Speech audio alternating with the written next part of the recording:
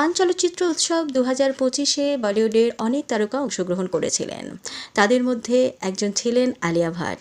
তিনি প্রথমে যাবেন না বলেছিলেন, কারণ পরিস্থিতি স্বাভাবিক ছিল না বলে। তখন ভারত পাকিস্তানের মধ্যে যে উত্তেজনা সৃষ্টি হয়েছিল, তার জন্য তিনি প্রথমে যাবেন না বলেছিলেন, কিন্তু পরবর্তী সময়ে যখন পরিস্থিতি স্বাভাবিক হয়ে যায় তখন তিনি গিয়েছিলেন। আর আলিয়া ভাট কান ফিল্ম ফেস্টিভ্যালের রেড কার্পেটে উপস্থিত হন এবং প্রত্যেকটা মানুষকে চমক লাগিয়ে দেন।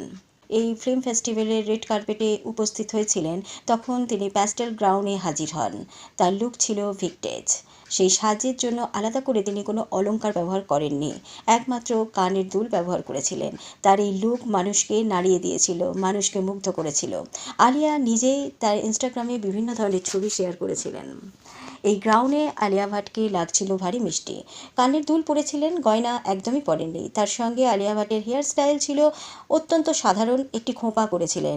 সেই সঙ্গে তিনি খুব অল্প সামান্য মেকআপ নিয়েছিলেন। তার কানের এই সুন্দর সাজ মানুষকে আরও আকর্ষিত করেছে। আলিয়া ভাটকে খুব সুন্দর লাগছিল। আর আলিয়া ভাটকে সাজিয়ে তুলেছিলেন অনিল কাপুরের মেয়ে রিয়া কাপুর।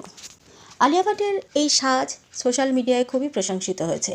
আলিয়া ভাটের প্রথম দিনের লুক প্রত্যেকটা মানুষের মনকে কেড়ে নিয়েছে। তার দ্বিতীয় দিনের লুকের অপেক্ষায় মানুষ ছিল। আলিয়া ভাট কান চলচ্চিত্র উৎসবে দ্বিতীয় দিনে এসেছিলেন একদম অন্যরকম সাজে।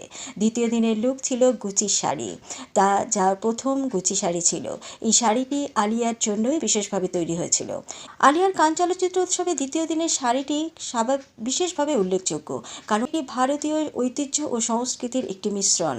তিনি বিভিন্ন সূত্র অনুসারে এই শাড়িটি আলিয়ার কান চলচ্চিত্র উৎসবের প্রথম দিনের লুক থেকে একদম আলাদা, কারণ প্রথম দিনের লুকটি ছিল একদম ভিক্টেজ লুক, আর দ্বিতীয় দিনের লুকটি ছিল একটা ঐতিহ্যবাহী সাংস্কৃতিক লুক। যে ভিডিওটা ভালো লাগলে একটা সাবস্ক্রাইব করে দেবেন। ততক্ষণের জন্য টাটা।